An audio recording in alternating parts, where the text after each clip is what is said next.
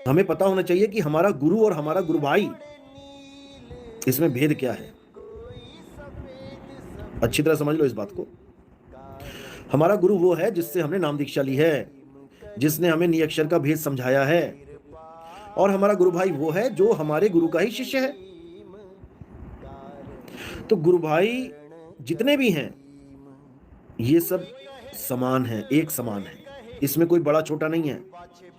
किसी ने सफेद चादर पहन ली तो इसका मतलब ये नहीं कि बाकियों से महान हो गया। सबको सफेद चादर पहना दूंगा मैं, उसके बाद पैरों को हाथ लगवाना किसी से, किससे लगवाओगे?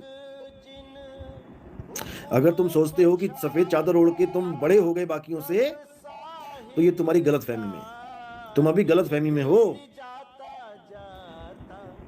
गुरु भाई ही रहेगा। यहां पर एक गुरु है, शब्द गुरु, और बाकी सब जितने भी शिष्य हैं वो सब गुरु भाई ही रहेंगे। और यहां पर एक ही पंथ चलेगा, दो नहीं चलेंगे। कोई सोचे कि मैं भी गुरुवाई शुरू कर देता हूं, एक आश्रम खोल लेता हूं नया, क्या पता लगेगा नितिन दास को, चेले बनाने शुरू कर देता हूं, सब कुछ पता लगता है। इस गलतफहमी में मत रहना कि कुछ पता नहीं लगता, सब पता लगता है। जिन्होंने घरों में, अपने ही घरों में मियाँ बीवी इकट्ठे रह रहे हैं और घरों में ही आश्रम खोल लिए जिन निकम्मों ने, उनका भी मुझे पता है। मैं मौके देता हूं बार बार कि सुधर जाओ, संभल जाओ, नहीं तो 84 में जाना पड़ेगा, तुम्हारी हालत खराब हो जाएगी। मौका मैं सबको देता हूं। इसका मतलब ये नहीं कि तुम सोचो कि हमें कुछ पता ही नहीं है, सब पता है, A to Z पता है। लेकिन फिर भी मौका देना मेरी मजबूरी है, क्योंकि यहां पर मौके ही देने आया हूं मैं, सुधरने के, संभलने के। हमारे शिष्य हमारे विरोधी हो जाते हैं कई बार, गुरुवाई के चक्कर में, लालच के चक्कर में, मान बढ़ाई के चक्कर में। क्योंकि मेरे होते मान बढ़ाई तो मिलने वाली नहीं है। मैं तो घसीटूंगा, मान बढ़ाई का कीड़ा खत्म करवा के ही लेके जाऊंगा यहां से। तुम यहां से निकल ही तब सकते हो जब मान बढ़ाई का कीड़ा तुम्हारा खत्म हो जाए। और अगर तुम मान बढ़ाई के चक्कर में मुझे ही गालियां देने लग गए तो समझ लो कि अब तुम जन्मों जन्म यहीं धक्के खाओगे। तुम्हें कोई बचाने वाला नहीं है, याद रखना। मैं कुछ नहीं बोलूंगा तुम्हें कि तुम सोचो कि नितिन दास पलट के तुम्हें गालियां देगा, भूल जाओ। ये काम किसी और के पास है, इस काम का ठेका किसी और ने ले रखा है।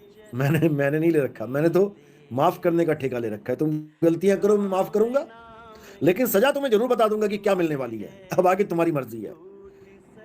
सुधरना चाहोगे, पूरे मौके दूंगा, और गड़बड़ करोगे फिर ड्यूटी किसी और की लगी है, वो खुद संभालेगा तुम्हें। तो इसलिए गलतियां नहीं करनी है, मान बढ़ाई के चक्कर में नहीं पड़ना है। ये नहीं सोचना है कि मैं भी चमक जाऊं, मेरा भी चेहरा चमक जाए। अरे तेरा चेहरा ये है ही नहीं जिसको तू चमकाना चाहता है, जो बैनर में तू बड़े बड़े फोटो लगाना चाहता है। तेरा चेहरा ये है ही नहीं, समझ जा बात को। किसी का भी चेहरा नहीं है वो। हमारी तो मजबूरी है चेहरा दिखाना, क्योंकि गुरु पद मिला है, शिष्य बनाने पड़ेंगे, इसलिए मजबूरी है कि बैनर पे फोटो लगेगी। नहीं तो जब मैंने सत्संग शुरू किया था 1 साल तक किसी को शक्ल तक नहीं पता थी मेरी।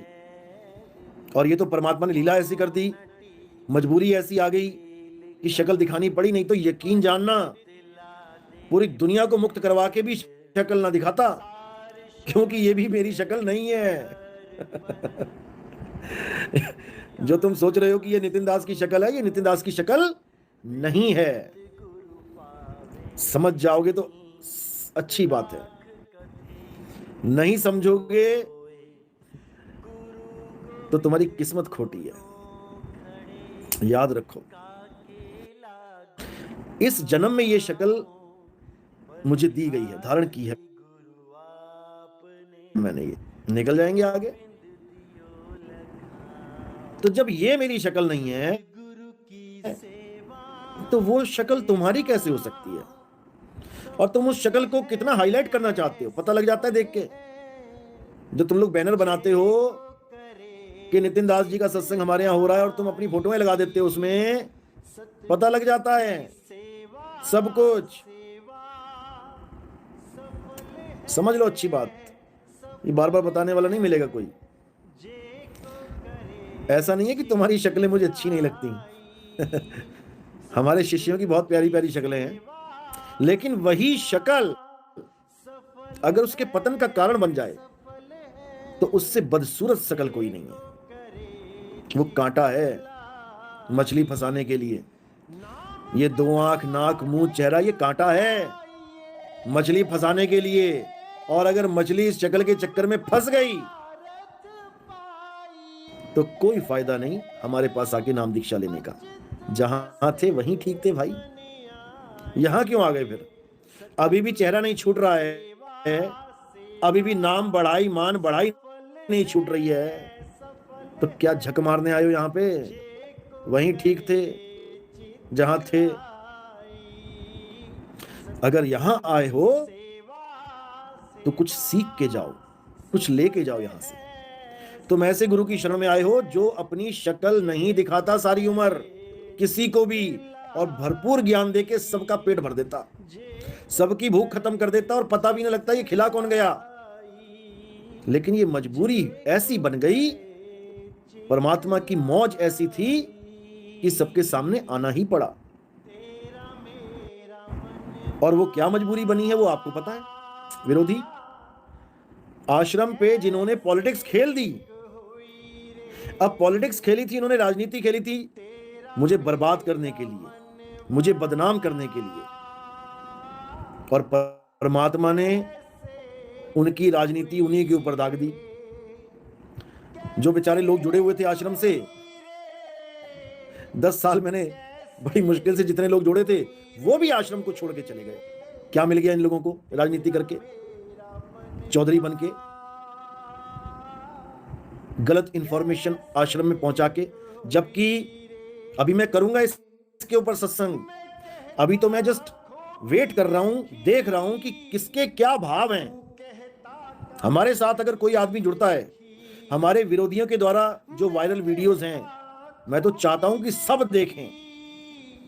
उसको देखने के बाद जो आप निर्णय लोगे, मेरी नजर उस निर्णय पे होती है। अगर तो तुम्हारे दिमाग में राजनीति का कीड़ा है, तब तुम विरोधियों की वीडियो देख के राजनीति ही खेलोगे। और अगर तुम्हारे अंदर भक्ति का कीड़ा है, तो इस दुनिया का कोई भी आदमी क्या बोल रहा है, इससे तुम्हें कोई मतलब नहीं होना चाहिए। बस मेरा यही मकसद है। चाहता तो मैं आज से 4 साल पहले ही, 2018 में, 19 में, चलो 20 में, सारा खेल खत्म कर देता। जितनी भी ये वीडियोस लॉन्च होती हैं मेरे खिलाफ, एक एक चीज सबूत के साथ देके 3-4 घंटे की एक वीडियो बना के सारा खेल खत्म कर दूं, लेकिन नहीं, यही परीक्षा की घड़ी होती है। हम भी तो देखें, जो हमारे साथ जुड़ने आया है, जो हमारे सत्संग सुन रहा है, क्या विवेक है उसके पास, कितना जागरूक है, कान का कितना कच्चा है, आंख का कितना कच्चा है। हमें भी तो पता लगना चाहिए कि जो बंदा हमसे जुड़ने आ रहा है दमदार भी है कि फिसड्डी माल है। इसलिए मैं शांत बैठता हूं, इसलिए मैं चुप हूं। विरोधी क्या बोल रहे हैं, क्यों बोल रहे हैं, झूठ सच क्या सुना रहे हैं, क्या पढ़ा रहे हैं, आश्रम में संतों से क्या क्या बुलवा दिया इन लोगों ने, धोखे से, धोखा देके, पॉलिटिक्स खेल के, मिसअंडरस्टैंडिंग्स पैदा करके, क्या क्या नहीं बुलवाया इन लोगों ने, सब पता है। और जवाब तो मैं ऐसा दे दूं कि इनकी हालत खराब हो जाए सबकी। लेकिन अपना मकसद वो है ही नहीं। अपना मकसद किसी के साथ उलझना है ही नहीं। अपना मकसद किसी के साथ झगड़ा, गाली गलौच है ही नहीं। कोई क्या कर रहा है इससे हमें कोई मतलब है ही नहीं। बस इतना समझ लो। हमारा मकसद है प्रचार प्रसार करना। इस दुनिया में आने का मकसद है जागरूकता फैलाना, लोगों को जागरूक करना, लोगों को अज्ञानता से ज्ञान की तरफ ले जाना, ना कि राजनीतियां खेलना, आश्रमों पे कब्जे करना, आश्रमों के चक्कर में झगड़े करना, बदनामी करना, ये हमारा काम नहीं है भाई। और अगर किसी को यही सब अच्छा लगता है तो चुप करके पतली गली से निकल लेना, नहीं तो कान पकड़ के बाहर करूंगा। बदनामी करना ये हमारा काम नहीं है भाई। और अगर किसी को यही सब अच्छा लगता है तो चुप करके पतली गली से निकल लेना, नहीं तो कान पकड़ के बाहर करूंगा। हमारे पंथ में इन चीजों की कोई जगह नहीं है। हमारे पंथ में बिल्कुल अच्छा बंदा बनके, अच्छा भगत बनके अगर रह सकते हो तो रहो। यहां पर चापलूसी नहीं चलेगी, यहां पर बटरिंग नहीं चलेगी, यहां पे धोखाधड़ी नहीं चलेगी। याद रखना इस बात को। खबर सबकी है, लेकिन सुधरने का मौका मैं देता हूं, इसलिए अच्छा है कि सुधर जाओ। नहीं तो वही काम होगा कि कान पकड़ के बाहर करेंगे, फिर 2 4 5 10 दिन गालियां निकालोगे खूब, उसके बाद मरी हुई बकरी की तरह बैठ जाओगे कहीं जाके, कोई फायदा नहीं होगा। इसलिए सुधार करो, भरपूर परमात्मा ने मौका देना है तुम्हें, सुधार करो। साधु वेश में हो तो तुम्हारी अलग मर्यादाएं हैं। अभी तो मैंने पर्चा बनाया ही नहीं है मर्यादाओं का, अभी तो केवल भर्ती हो रही है कि आ जाओ, चलो ठीक है भक्ति कर लो। साधु वेश वालों के लिए अलग मर्यादा बनेगी, पर्चा बनेगा, पूरा कार्ड बनेगा उनका। अपने आप से कोई डिग्रियां लेके मत बैठ जाना कि 1008 स्वामी बन जाओ, कि महाराज बन जाओ, कि सतगुरु बन जाओ। तुम्हें हंस बनाना है, मैंने हंस और परमहंस बनाना है। यहाँ महाराज नहीं बनाना किसी को कि किसी रियासत का महाराजा बन गया भाई बैठ के यहाँ पे। ये महाराज वाला काम नहीं चलेगा यहाँ पे। यहाँ पे हंस परमहंस चलेगा। तो इंतजार करो, सबका ध्यान है। धोखा तो कभी मत देना संगत को, पैसा इकट्ठा करने के चक्कर में कि बुढ़ापा मेरा सही निकल जाए, इस लफड़े में कभी मत पड़ना। तुम्हारे बुढ़ापे का भी इंतजाम करके जाएंगे, चिंता मत करना। अगर सेवा कर रहे हो, तुम परमात्मा के नाम पे प्रचार कर रहे हो और मर्यादा में रह के कर रहे हो, तो हमारी जिम्मेदारी है भाई। तुम लूटो मत संगत को कि तुम लूटने लग जाओ, किसी से 15,000 मांग लिए, किसी से 20,000 मांग लिए। नितिन दास को क्या पता लगेगा? सब पता लगता है भाई, सब पता लगता है। लेकिन मैं मौके देता हूं सुधरने के, फिर भी तुम ना सुधर पाओ तो तुम्हारी किस्मत ही खराब है। तो अच्छी तरह समझ जाओ क्या समझा रहा हूं, क्योंकि अभी तो शुरुआत है, अभी केवल शुरुआत है। जब सुनामी आएगी पूरे संसार में, तब तुम्हें समझ में आएगा कि नितिन दास क्या करने आए यहाँ पे। अभी विरोधी कुछ भी बोल देते हैं, जो मुंह में आया बोल देते हैं, क्योंकि मैं कुछ पलट के जवाब नहीं देता। इन विरोधियों को कोई पूछने वाला हो कि तुम्हें जागृति हो गई है, अच्छी बात है, तुम्हें सब समझ में आ गया, अच्छी बात है, तुम्हें पता लग गया कि नितिन दास का ज्ञान तो अधूरा है, हमें और आगे की बात पता लग गई। अरे पता लग गई, अच्छी बात है। अब जरा अपनी गली में जाके केवल 2 लोगों को समझा के दिखाओ। तुम्हें पता लग गया कि हमारे पास नितिन दास से भी आगे का ज्ञान है। अपनी गली में जाके केवल 2 लोगों को तुम अपना ज्ञान समझा के दिखा दो। अपनी गली में तो कुत्ता भी शेर होता है ना भाई। तुम अपनी गली में शेर बन के दिखा दो, 2 लोगों को हिला के दिखा दो। तुम पूरा दिन बक बक बक करते करते ही मर जाओगे, पता भी नहीं लगेगा कि कौन था, आया और कहां चला गया। इतना बड़ा संसार है, यही ग्रुपबाजियों में आलतू फालतू बोल के समय बर्बाद करके ऐसे ही निकल जाओगे, किसी दिन जीवन खाली रह जाएगा। जो काम करने आए हो वो तो धरे का धरा रह गया, और निंदा की, चुगली की और दुनियादारी की, ये सारी जितनी गंदगी थी अपने सिर पे बोझा रख के ले गए। क्या मिल गया किसी को? अरे जो भी ज्ञान तुम्हें मिला है, तुम उस पे कम से कम उसकी प्राप्ति तो करो। कोई ऐसा ज्ञान थोड़ी नहीं है कि हाँ तुझे 9 तक का पहाड़ आता है, मुझे 10 तक का पहाड़ आता है, मैं ज्यादा बड़ा ज्ञानी हो गया। अरे पहाड़े नहीं पढ़ने हैं यहाँ पे, किताबी ज्ञान नहीं चलेगा कि 4 दोहे ज्यादा पढ़ के आ गए तो परमात्मा मिल गया तुझे।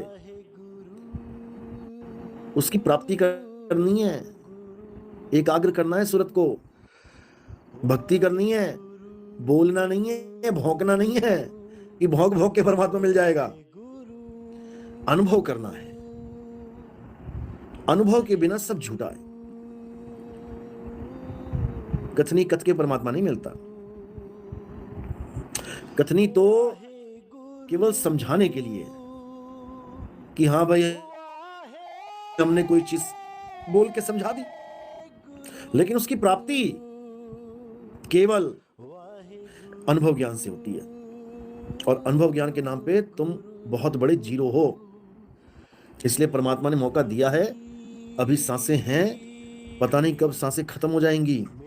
तड़प तड़प के शरीर से बाहर निकलना पड़ेगा। जो तुम कहते हो ना कहीं आना ना कहीं जाना, शरीर छोड़ना पड़ेगा। कई लोग हृदय कमल करते करते कहते हैं वहां जाना है जहां तुम नींद में चले जाते हो। अरे तुम भी तो जाते हो नींद में, तुम क्यों वापस आ जाते हो? जब तुम्हारी आंख खुलती है सुबह, तुम क्यों आ जाते हो वापस बाहर इस दुनिया में? तुम तो चले गए नींद में, तुम तो हृदय कमल में चले गए ना। रोक के दिखाओ अपने आप को वहां पे। अपने आप सूरत इन आंखों में आके बैठ जाती है जब नींद खत्म हो जाती है। तुम रोक के दिखाओ इसको। तुम तो ज्ञानी ध्यानी बन गए, तुम्हें तो हृदय कमल का पता लग गया कि दिल में उतरना है। तुम रोक के दिखाओ। और जब ये शरीर छोड़ोगे तब हृदय कमल में अपने आप को रोक के दिखाना सूरत को। तुम्हारी हालत खराब हो जाएगी। जो तुम लोगों को भरमा रहे हो कि हृदय में ध्यान लगाना है, हृदय कमल में जाना है, शरीर के बाहर नहीं निकलना है, शरीर के अंदर जाना है, तुम्हें कान पकड़ के बाहर निकाल देगा वो। जब शरीर छूटेगा रोक के दिखा लेना अपने आप को शरीर के अंदर। 9 दरवाजों में से निकलते घूमोगे यहीं पे। तो जो ज्ञान समझाया जा रहा है उसको समझ लो अभी अच्छी तरह। ये बार बार मौके नहीं मिलेंगे जीवन में कि तुम सोच रहे हो कि बार बार मौके मिल जाएंगे। तुम्हारी हालत खराब हो जाएगी। तो इन लोगों से सावधान रहना है जो लोग हृदय कमल की बातें करते हैं कि हृदय कमल में आना है जी, ऐसे है वैसे है, फलाना ठिकाना। इन चक्कर में बिल्कुल नहीं पड़ना है। ये विदेही ध्यान है, विदेही ज्ञान है। पूरे विश्वास के साथ जो गुरु ने बता दिया उस पर अटल हो जाना है। सिर लड़कीबाजी है ये। या तो आओ ही मत, और अगर आ गए तो फिर पीछे मुड़ के नहीं देखना है, फिर आगे बढ़ते जाना है। जिसको ये बात समझ में आ गई वेल एंड गुड, अन्यथा उसके पास फिर आगे जन्म जन्म का सौदा है। जितनी मर्जी बार आते जाओ, कोई दिक्कत। तरह तरह की प्रजातियां मछलियों की देख देख के हैरान कि बताओ कितने जन्म, कितने तरह के जीव बनना पड़ता है, कितने शरीरों को ढोना पड़ता है। हालत खराब हो जाती है देख के। अभी तो नहीं समझ में आ रहा है।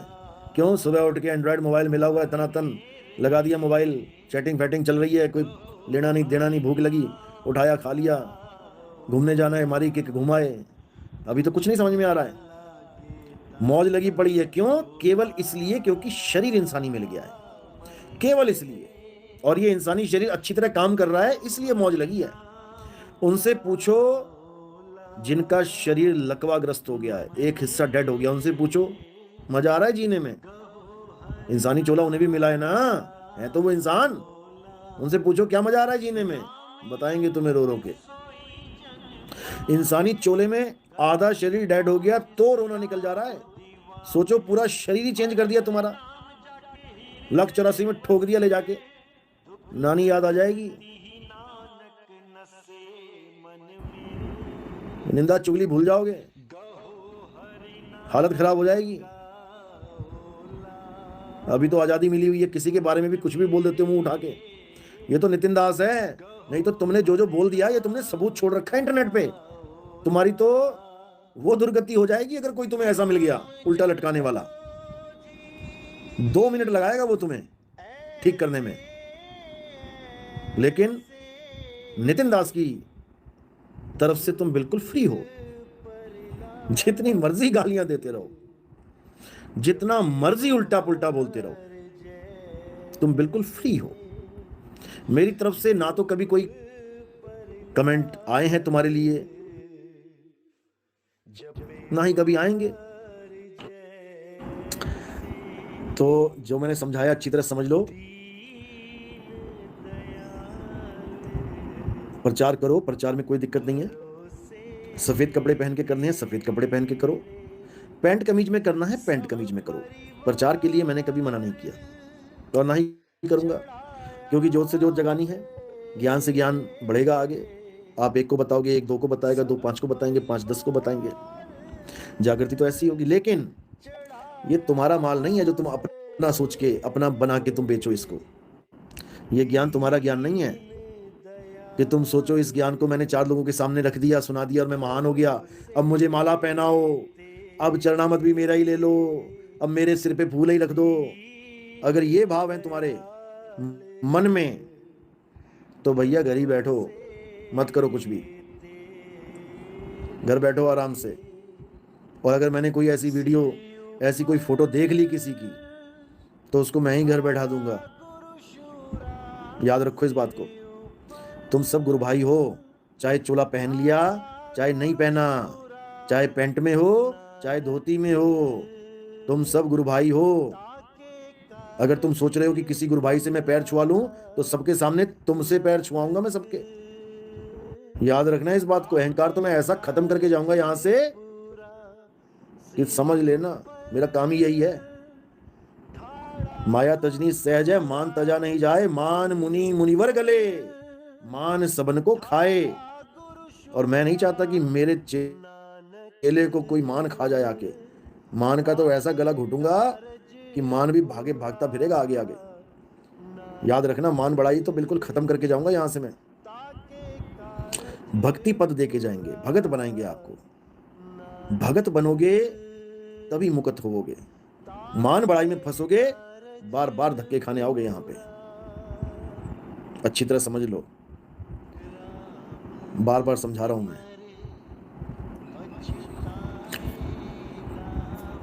तो कुछ सवाल हैं, अब उन सवालों पे भी प्रकाश डाल लें।